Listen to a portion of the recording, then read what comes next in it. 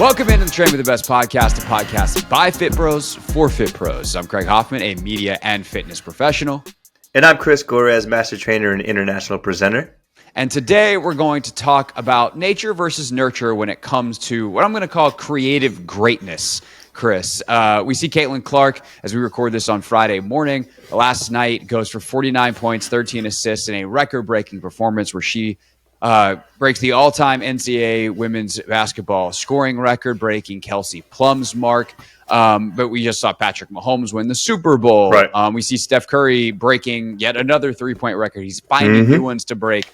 Now 4 straight games with 7+ threes for Curry. And I think that there's like a through line that is interesting with all three of those athletes specifically of how unique they are and how their environments as they came up as athletes, and for Caitlin, obviously still at the beginning of her career, kind of allowed an exploration of creativity that I have questions about when it comes to nature versus nurture, the environments they came up with versus the innate skills they had and how they have blossomed into the incredibly unique athletes stylistically and thus efficacy-wise that they are. So that is kind of going to be our topic today, Chris. I think you had something else you wanted to add on first. No, I mean, Christian McCaffrey is another one, right? So we just saw Mahomes and McCaffrey in the Super Bowl, and McCaffrey is another one that's a little bit on a different side of things, and we could talk about that a little bit later about how he approached his own strength and conditioning and his workouts and what he needed to do to get himself prepared. I know there's been a lot of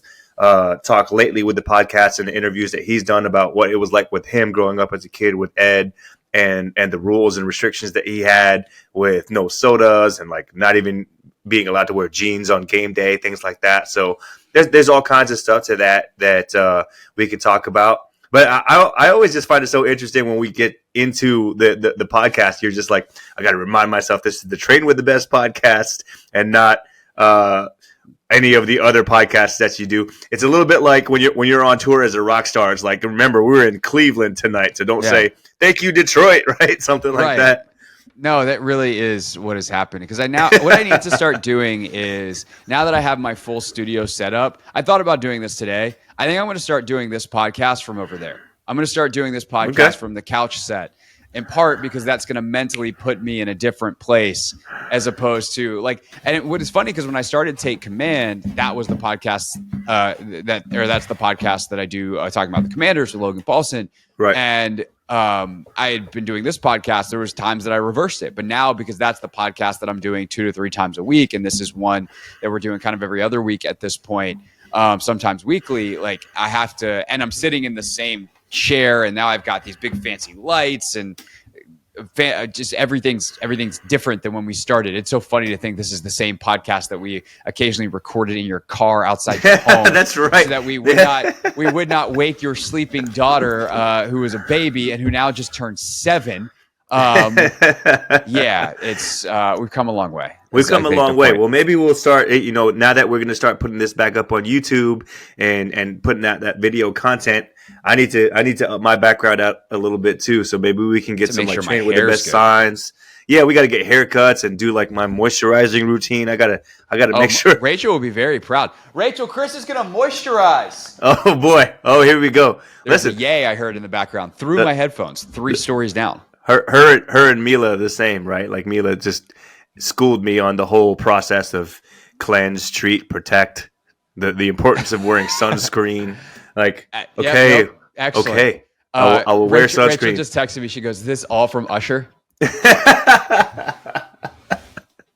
No, a little bit of it was Mila as well, saying because Mila's done a good job with her skincare routine, and she's gone through the Accutane phase, and every teenage girl guy deals with acne, and she's gone through that, and so now she's like, hey, you need to take care of your skin, blah blah blah. You do. Your skin's very important, not just from an aesthetics position. It's also it's the first protective layer on your body. It is. So it's your skin's very important, boys and girls. It is. I didn't think you get that from the strength and conditioning podcast. No. But you want to be healthy. Take care of your skin. Take care of your skin. Yes. Use some SPF, which reminds me, I need to order some more SPF.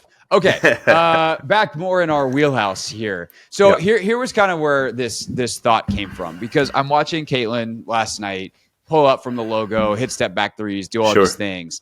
And, Lisa Bluter, her coach at Iowa, has given her the greenest of green lights. And that has always been the case. Like, she came in with the ability to do some of this stuff. I saw some video. Someone went scrounging through the archives and found like the first ever Caitlin Clark pull-up three they could find. And it was like her as a freshman in high school. And you're like, okay. But to do it at the D1 college level in the Big Ten is obviously a whole different ask. But a lot of coaches would not allow that to happen. And I think when you listen to Steph Curry's story, Bob McKillop, the coach at Davidson, and the freedom that he gave Steph. I mean, famously, Steph's first game, he has like 8-9 turnovers, and McKillop's like, oh, well, like, keep going, kid. There's something special in there. And I've also, we've talked about Mahomes on the podcast before, the very special training that he does with Bob Stroop, his trainer, but also, Cliff Kingsbury introduced yesterday as the Commanders' offensive coordinator. So this is fresh on my mind. But Cliff was his coach at Texas Tech, and he was asked about Pat. And he was basically like, yeah, I just didn't want to get in his way. And it's like, it's cool to see him now with Andy and, some more of the structure and the things he's developed into. And part of that is because who he is as a person and the competitiveness and all these kinds of things. But it ultimately, like, I saw this kid in high school running around, and no matter what the process was, he was the best player on the field, and he made it happen. And I at Texas Tech didn't want to get in the way of that. And so I think of then players who might go back to the women's college game to a place like UConn or a place like Tennessee or even South Carolina. And you're probably not going to have that freedom, because if you make a ton of mistakes, there's someone else who's just as good as you right down the bench, and Dawn Staley or Gino or whoever is going to be like, nope, we don't do that here. And it makes me think about what we can do for athletes in the strength and conditioning side of it as coaches, and kind of that nature versus nurture. Are these athletic freaks who would have gotten here no matter what path they took? Or is this, at these very critical development stages, allowing them to have freedom to be creative? Did that unlock a level of greatness that otherwise wouldn't have been achieved? Yeah. So as we say with everything, it depends on everything, but it's obviously a little bit of both. I think that before we get into the training side of things, because we'll get into the training side of things, but what you talked about there with, obviously Iowa is still a Power 5 school, so I hate to call that a small school, right? Like Davidson was not a Power 5 school. That's different. But Steph had the freedom to pull up from the logo there, and Caitlin has the freedom to pull up from the logo. And in a lot of ways, they've changed. They've opened up some minds for coaches now to say, hey, yeah, you know what? It's okay for us to shoot a wide open three from 25 feet instead of trying to work harder to get a contested shot at 15 feet, right? That's changed because of Steph. And Mahomes has changed the game. You see every quarterback trainer out there now teaching people how to throw off platform, throw with a fadeaway. Like, that was not something 10 years ago that quarterback coaches were teaching. Quarterback coaches were teaching, step into your throw, set your feet, point your shoulders in the direction that you're going to throw. And now everybody's doing these no looks, throwing off platform, all that other stuff. But before we get into the training stuff, one thing I want to point out, because you talked about nature versus nurture, the nature of these people are these are some of the most competitive, absolute dogs out there, right? Like, don't get it twisted. Caitlin Clark is a dog. Same thing with Steph. Same thing with Christian McCaffrey. Same thing with Mahomes. I think people get it twisted because they're good looking and they're light skinned and like whatever it is, right? But they're like, oh, you look at somebody like Giannis and it's like, oh yeah, Giannis is a dog. And you look at Steph and you kind of discount how competitive that dude really is. He's a dog when it comes to heart. What you saw from Mahomes in the Super Bowl in the last possession of the fourth quarter in the possession in overtime was an absolute dog. It had nothing to do with training or anything. That was somebody that was prepared for the moment and lives for that stuff. Same thing with Caitlin. Same thing with all these guys. And same thing with Steph. I thought about that with Caitlin last night, just real quick. Like, she comes out and in the first 3 minutes of the game gets the record because she's just locked in. Like, she's locked in. The level of focus and like the ability to rise to the moment. 49 points sets the Iowa scoring record in a game where everybody's watching. Yeah. Everybody's watching. That's nuts. Yeah. And Steph, a couple years ago in the finals against Boston in that pivotal game that they have to have, and he's like yelling and screaming. Like, you saw that from Steph. Maybe for the first time for some people in their career, they saw that dog come out of Steph where he's yelling at the fans in Boston like, yeah, I'm here. This is me, right? So before we get into the nurture part, that's the nature part. You got to have that. And that's the thing. That's the thing that I think some of these coaches look at and say, yeah, we're going to afford you the freedom to do that because we know who you are. You have to have that first. And I think a lot of times we're making the mistake that we can skill train kids into that mentality. No, that mentality is something that is a little bit that comes from the nature side. Like they have that in them. Now, can that be developed? Yes, to some point, but that's the nature side that I would say you got to have that because we can skill train and we can customize programs and individualize things and work on things that are just for you. But unless you have that, none of that stuff is going to work. Yeah, no, 100%. I think of other players that may go into this category of like these creative killers, if you will. Right.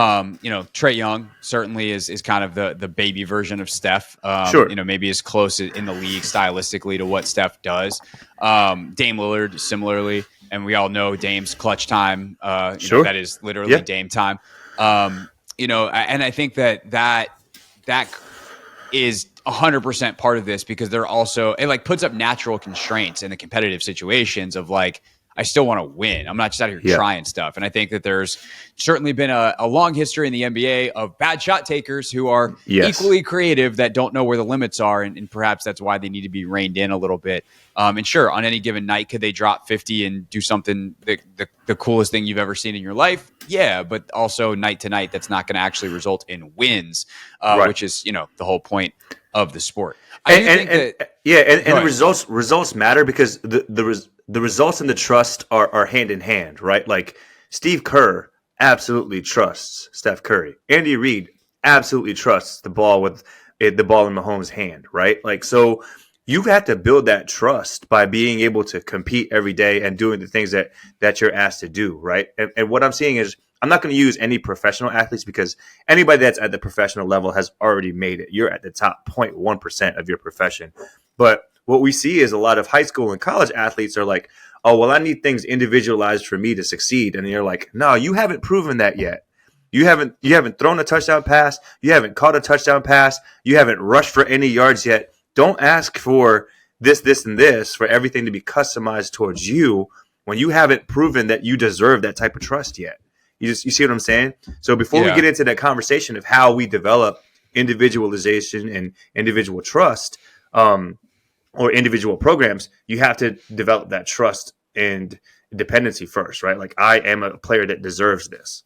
Yeah, no, I think that's a great point. So that kind of gets to the training and coaching side of it is I think like Mahomes on the last drive of the Super Bowl is a great example of this.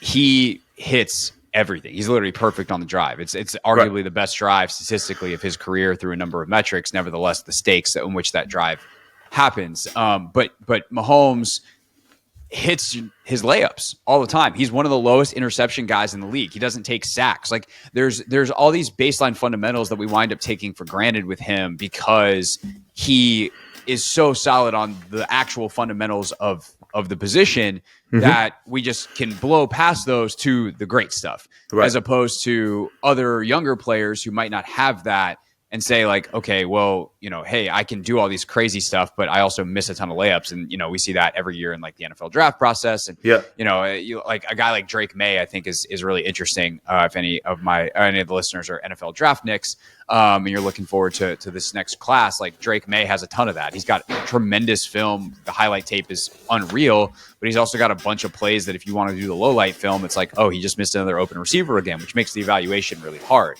But from a training perspective, I think that's where I would probably start with a younger kid who I think has some special potential is we've got to make sure that we sound up the fundamentals, but also we want to nurture your special traits. And I think, it's interesting. Some of this is, I think, more sport coaching than it is the strength and conditioning side. But on the strength and conditioning side, I think we can almost have more of an impact on some of the fundamentals of movement, the basic stuff to make sure that like you're on balance and can unlock some of these special traits and have the strength and the power and all of those things, the coordination to maximize some special talent that can start in the weight room and then ultimately is going to be on the sport coach and the athlete themselves to develop into, high level skills. Right. And what I will say from the standpoint of being a strength and conditioning coach at a school, and then also being a personal trainer, is we've talked about this before. There is absolutely no way that I can serve a kid the same way that I do in an individual session, right? So like every day when we have 40, 50, 60, sometimes I've had upwards of 80 to 100 kids in a session. I'm failing 50% of those kids at least. When I'm walking around in that session, I'm like kicking myself. I'm literally like having a panic attack because I'm like, I'm failing these kids. Like, what can I do? Right. And in the end, everybody is saying that this is a good job and all that other stuff. But like for me, from a personal training standpoint, I'm looking at it like this kid needs that, this kid needs that, this kid needs that. Right. And I'm like, how do I do this? I've got multiple sports in here, multiple levels. Right. But even if you break it down per sport, Christian McCaffrey is not going to train the same way that Trent Williams trains. Trent Williams is not going to train the same way that Patrick Mahomes trains because there's so much specialization even within the sport. So how do I do an upper body lift with a quarterback versus a lineman, right? Those are two different needs. And what's beneficial for one is detrimental to the other, right? So there are things that I'm just never going to be able to get to as a strength and conditioning coach. And that's where you see Mahomes has Bobby Stroop. You see McCaffrey has his guy. Steph's got his guy, right? Caitlin has whoever she has. And they have that trust and they have that individualization where they can work on things that continue to make them special and hone in on the things that they do so that they can continue to do those things and be more resilient, right? And I think this is where strength and conditioning coaches have to let go of their ego a little bit. Right. We do this a lot as coaches, as any coach, not even just a strength and conditioning coach. Everybody says, leave your ego at the door. But do you hold yourself to that same standard? Because if you think that you're going to be able to best serve every single one of your kids, you're wrong. That's your ego talking. If you're going to make your workouts mandatory and say, hey, I don't want you to go train outside of here because I want you to work out with the team, that's your ego talking. If you think that you're the best solution for 100 different kids, right? I am not delusional. I know that I'm going to do the best I can, but there's a kid in there who's going to have a better situation with some other personal trainer. That's not me. And that's okay. I have to be able to accept that, right? There are other ways to build team camaraderie, right? Because that's the fallback. I want everybody in here for the camaraderie, and I want everybody in here so that we can build the relationships. Like, guys, that's not how this works, right? As much as I value workouts, and I clearly do, I understand that relationships are built through different things. It's not just working out and sweat equity that people like to use. And for me to stand on my ego, that's hypocritical of me telling my kids to leave their egos at the door if I'm not willing and able to leave my ego at the door as well. Especially if those workouts are at 6 a.m. when there's mountains of scientific data that says those kids should be sleeping. Like, yeah, I mean, we do the 6 a.m. Yeah, we do 6 a.m. because that's the only time we can fit it in because the kids have 7:30 school and then they don't. Another huge problem. I finally am into that chapter of my sleep book that I've been reading. And let's just say the data is like from the quick anecdote from the book is like, you take a class who takes the SAT when school starts at 7:30. Same school next year, they move the start time back. The SAT scores go up like 200 points. It's amazing, nuts. And not to mention traffic accidents drop about 60% with those kids. So yeah, the best workout you can do at 6 a.m. is it's still the same workout at 2 p.m. Lying side plank. Unconscious style. Make sure that your kids are sleeping. But I also there is the reality of schedules and all those kinds of things, and you do need to eventually get it in. So I understand how all that works. I think that one thing that we've talked about in the past that is true for sure is is kind of the house analogy. You need a foundation, and I think if you're in your position, for instance, at St. Benedict, you have to Benedictine, Saint Benedictine. Yeah, shocker that I'm not as good with my Catholic saints. That you think about it as we're laying the foundation, if you think about it as a pyramid, you're at the bottom there. And I think when you talk about athletes like Clark and athletes like Mahomes, athletes like McCaffrey, they're existing at the top of that pyramid. and you need they still need the stuff at the bottom. If you watch some of Christian McCaffrey's workout videos, Oh, he's sure. squatting and he's doing split squats and he's doing a version of a bench press. He's doing it might be a little different than all right, we're going to give you 3 by 10, and then the next set is going to be 3 by 10, and then the next set you might do in a general population, right? Workout as a personal trainer at Big Box Gym X, but the idea that you have to also be doing the crazy rotational stuff that multi-step into it, unleash maximum power that Shroop is doing in the Mahomes. Yeah, that's at the very top of the pyramid. But they squat first, they deadlift first, they do the baseline fundamentals. Yeah, mm-hmm. And so I think that if depending on where you are, if you're that trainer and your athlete is getting that through a school workout program, then maybe do some creativity, understand their game. This is why going to your athletes' games or watching them on film is important. Do you understand what it is that they actually do? Can you recreate and sharpen those movement patterns without the ball or without the stick, without the whatever? Those are the types of things that you can do as a strength and conditioning coach, and coaching movement and coaching, the characteristics that you need on the more specified level. But it's also most important to get the bottom of the pyramid that's holding all of that up. And so understanding what your athlete is and isn't getting, I think, is kind of where the chicken, egg, et cetera, part all comes in on the strength and conditioning side. And then being a good, a good part of the team to say hey, work on this with your coach, or make sure you're doing this in practice, or encouraging them. And just ultimately being that, especially if we're talking about a young athlete, being that encouraging, positive influence in their life, I think is the biggest factor you can make. And if you get your hands on a Caitlin Clark, a Patrick Mahomes, or whatever, that's a different story. There's no reason for us to do a podcast on that athlete specifically, because there's so few of them in the world. And I think that's another realistic thing to think that, again, like you were saying at the top, you can't create that. There is an innate nature to some of this that then is honed and magnified by coaches along the way. And some of that is just a matter of the right coach on the bench in the games, giving them the opportunity to express their greatness. And there's not a whole lot as a strength and conditioning coach you can do, but make sure you try to keep that athlete healthy. Yeah. One thing that you said earlier was if Steph goes to a big school, if Caitlin goes to a big school like a UConn with Gino, like you said, Gino is going to say, hey, we don't do that here. Right. And that's what happens at a lot of big time programs, because they have their way of doing things. And this is where I talk about, this is where you, as a coach, you have to let go of your ego. We don't do that here. What do you mean we don't do that here? Right. Now, I'm not talking about disciplinary things. I'm not talking about effort things. Yes, you got to give effort. 25 footers from the logo. Yeah. But, if you do squats, for instance, we don't do squats like that here. Okay. Well, we know everybody squats different. We just know that now. It's not 1984 anymore, right? We know everybody squats a little bit different. There are different movement patterns that need to be developed, right? And we also know that the value of squat doesn't translate as much as we thought that it did, right? We could do single leg squats, we can do split squats, we can do pin squats, we can do a billion different variations of that. We don't have to do the bar on the back, ass to grass squat. Everybody does it the same. You know what I mean?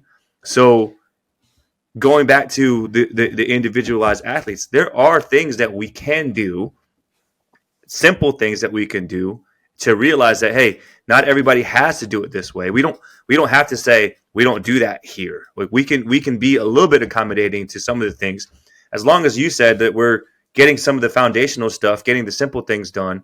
Everybody does squat, hinge, push, pull, rotate well. If we can do that, right? If we can get our ABCs, our addition and subtraction, then maybe one day that athlete can go on to do calculus, right? And they can be the movement problem solver that we want them to be. Because that's ultimately what we're talking about. We're talking about the biggest and best problem solvers in the world. When it comes to solving a problem on the court, Caitlin and Steph are the best problem solvers in the world. Patrick Mahomes, 100%. The best problem solver. And that's what we're trying to make our athletes. Physical movement problem solvers. Not great at one thing, but actually being able to process the game, being able to move well, and being able to be resilient in that movement. No, 100%. That the problem solving thing is totally where my head was as well. And I think of Schless. He's posted about this quite a bit. All the different ways that he squats his athletes at Texas based off of measurements and stuff that he takes, but also just kind of his institutional knowledge of what works. And some sometimes it's trial and error as well. This feels good. This accomplishes what I want, whether it's depth, whether it's load, whether it's speed. Whatever it is you're trying to manipulate. But ultimately, it goes back to something that I think you've talked about on this podcast so well over the years, which is, having, in some ways, this is actually both on the trainer side and the athlete side, right? Like having the solutions is one thing, knowing what questions to ask is another.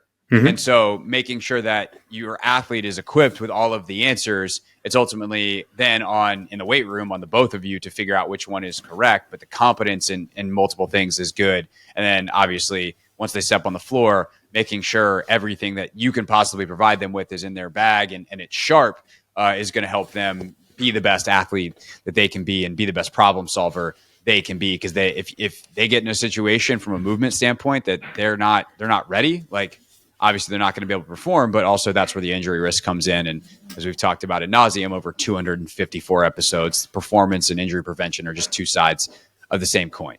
All right. Next week, speaking of injury prevention, Achilles injuries seem to be going way up. And the most high-profile one recently is Dre Greenlaw in the Super Bowl, and one of the weirdest, saddest injuries that you'll ever see, running onto the field, changed that entire game for sure. Well, we've got someone who has some expertise in that area lined up for next week, so we are excited for that. And then coming up in 2 weeks, the content shall overflow. We are going back to Indianapolis for the NFL Combine. So you guys know we do it big there every single year. So we'll have a bunch of NFL Combine content, probably space it out over a couple of weeks, depending on the conversations that we ultimately have. But a couple already planned, more planned to be planned, if you will. So plenty of good stuff coming from Indy in the next couple of weeks. Other than that, in the meantime, keep following Chris on Instagram at Trainer Gorres. I am finally going to have some more fitness stuff coming too in the next couple of weeks. So if you want to hit me on Instagram, it's at Craig_Hoffman. If you're not subscribed, both to our YouTube page where you can watch this podcast, or obviously wherever you are listening, if you are listening, make sure you do that right now. For Chris, I'm Craig, and we'll see you next time on the Train with the Best podcast.